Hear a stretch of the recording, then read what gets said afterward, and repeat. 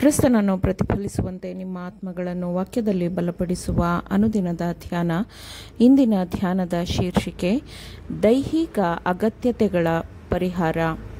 ಈ ದಿನದ ದೇವರ ವಾಕ್ಯ: ಕತ್ತಲಲ್ಲಿ ವಾಸಿಸಿದ ಈ ಸೀಮೆಗಳ ಜನರಿಗೆ ದೊಡ್ಡ ಬೆಳಕು ಕಾಣಿಸಿತು.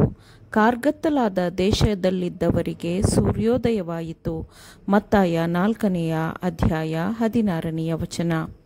ಸಾವಿನ ನೆರಳಿನಲ್ಲಿರುವ ಅನೇಕರಿಗೆ ಸುವಾರ್ತೆಯ ಸತ್ಯದ ಬಗ್ಗೆ ಬೋಧನೆಯನ್ನು ಮಾಡಬೇಕಿದೆ.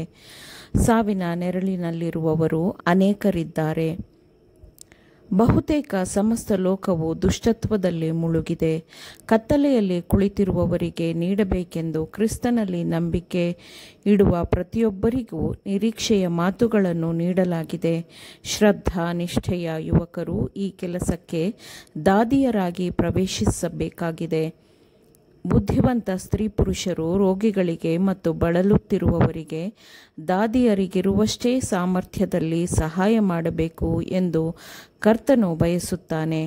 ಪೀಡಿತರೆಲ್ಲರೂ ಕ್ರೈಸ್ತೀಯ ವೈದ್ಯರು ಮತ್ತು ದಾದಿಯರಿಂದ ಸೇವೆಯನ್ನು ಹೊಂದಿಕೊಳ್ಳುವಂತಾಗಲಿ.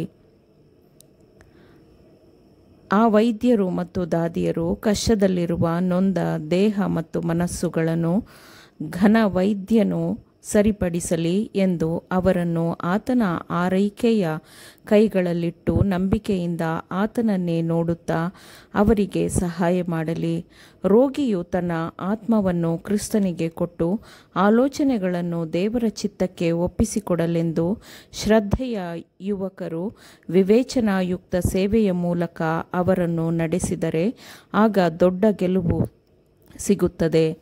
ನಮ್ಮ ದಿನನಿತ್ಯದ ಸೇವೆಗಳಲ್ಲಿ ನಾವು ಅನೇಕ ಕಷ್ಟದಲ್ಲಿರುವ, ದುಃಖದಲ್ಲಿರುವ ಮುಖಗಳನ್ನು ನೋಡುತ್ತೇವೆ. ಈ ಮುಖಗಳ ಮೇಲಿನ ದುಃಖವು ಏನನ್ನು ತೋರಿಸುತ್ತದೆ? ಅದು ಕ್ರಿಸ್ತನ ಶಾಂತಿಯನ್ನು, ಸಮಾಧಾನವನ್ನು ಬಯಸುವ ಆತ್ಮದ ಅಗತ್ಯತೆಯನ್ನು ತೋರಿಸುತ್ತದೆ. ಸ್ತ್ರೀ ಪುರುಷರು ತಮ್ಮಲ್ಲಿಲ್ಲದ ಯಾವುದನ್ನೋ ಬಯಸುತ್ತಾ ನಮ್ಮ ಕೊರತೆಯು ನೀಗಬಹುದು ಎಂದು ಭೂಮಿಯ ಒಡೆದು ಹೋಗಿರುವ ತೊಟ್ಟಿಯನ್ನು ನೋಡುತ್ತಿದ್ದಾರೆ. ಯಾವನಿಗಾದರೂ ನೀರಡಿಕೆಯಾಗಿದ್ದರೆ ಅವನು ನನ್ನ ಬಳಿಗೆ ಬಂದು ಕುಡಿಯಲಿ ಎಂದು ಹೇಳುವ ಧ್ವನಿಯನ್ನು ಅವರು ಆಲಿಸುವಂತಾಗಲಿ. ಏನನ್ನೂ ತಿಳಿಯದ ದಣಿದ ಆತ್ಮಗಳು ನಿಮ್ಮನ್ನು ಹುಡುಕುತ್ತಿವೆ. ಜೀವಜಲದ ಹತ್ತಿರಕ್ಕೆ ಬನ್ನಿರಿ.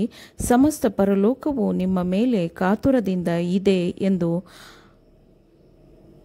ಆ ನೊಂದ ಜೀವಗಳನ್ನು ನಡೆಸಲಿ.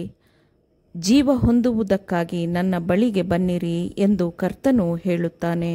ಸುವಾರ್ತ ದಾದಿಯರು ಮಾಡಬೇಕಾದ ಕೆಲಸಗಳು ಹಲವು.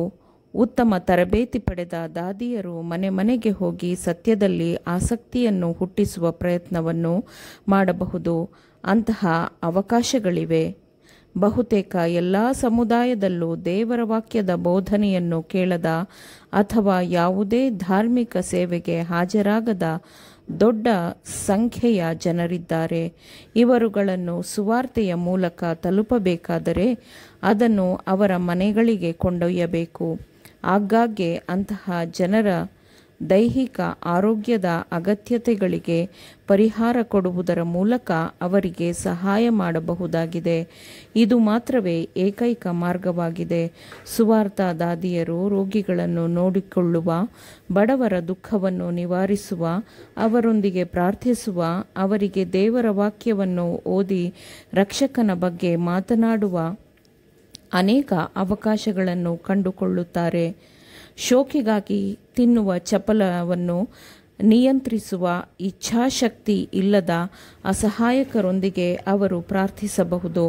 ಸೋತವರು ಮತ್ತು ನಿರಾಶೆಗೊಂಡವರ ಜೀವನದಲ್ಲಿ ಅವರು ಭರವಸೆಯ ಕಿರಣವನ್ನು ತರಬಹುದು. ದಯೆಯ ಕ್ರಿಯೆಗಳಲ್ಲಿ ಪ್ರಕಟವಾಗುವ ನಿಸ್ವಾರ್ಥ ಪ್ರೀತಿಯು ಕ್ರಿಸ್ತನ ಪ್ರೀತಿಯಲ್ಲಿ ನಂಬಿಕೆ ಇಡುವಂತೆ ಕಷ್ಟದಲ್ಲಿರುವವರಿಗೆ ಸಹಾಯ ಮಾಡುತ್ತದೆ. ಆಮೇನ್. ದೇವರ ವಾಕ್ಯಗಳನ್ನು ಶ್ರದ್ಧೆಯಿಂದ ಆಲಿಸುವವರು ಮಾತ್ರವೇ ಆಗಿರದೆ ಪಾಲಿಸುವವರೂ ಆಗಬೇಕೆಂದು ನಿಮ್ಮನ್ನು ಉತ್ತೇಜಿಸುತ್ತೇನೆ. ಪರಿಶುದ್ಧಾತ್ಮನ ಸಹಾಯದಿಂದ ಆಲಿಸಿದ ನಿಮ್ಮೆಲ್ಲರಿಗೂ ಧನ್ಯವಾದಗಳು. ಮತ್ತೆ ದೈನಂದಿನ ಧ್ಯಾನಕ್ಕಾಗಿ ನಾಳೆ ಸಂಧಿಸೋಣ. ಆಮೇನ್.